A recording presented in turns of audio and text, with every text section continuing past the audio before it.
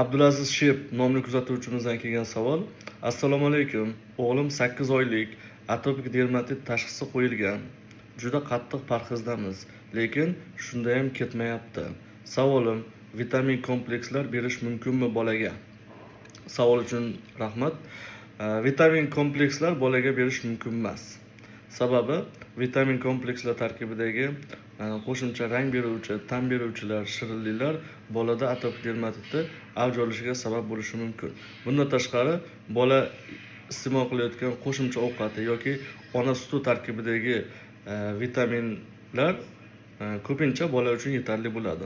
O'zi bu holatda nima qo'shimchalar yoki vitaminlar berish kerak degan savol tug'iladi. Bularning ichida birinchi o'rinda vitamin D hisoblanadi. Vitamin D bolaga tomchi ko'rinishida doimiy berib yurish kerak uzoq muddatga.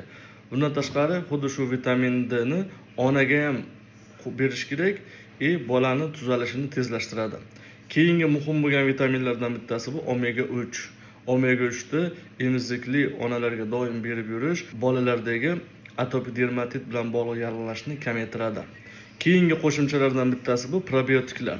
Probiotiklarni bolaga berish kerak va uzoq muddatga 10 kun, 20 kunga berilgan probiotiklar xuddi o'sha atopik dermatitdagi yallig'lanishda bosuvchi ta'sir ko'rsata olmaydi ko'pincha. Probiotiklarni imkon qadar 3 oy, 6 oy, 1 yilgacha bo'lgan muddatda doimiy berib borish kerak. Bundan tashqari, xuddi shu probiotiklarni onaga ham berish bolani tuzalishini yana ham tezlashtiradi. E'tiboringiz uchun rahmat.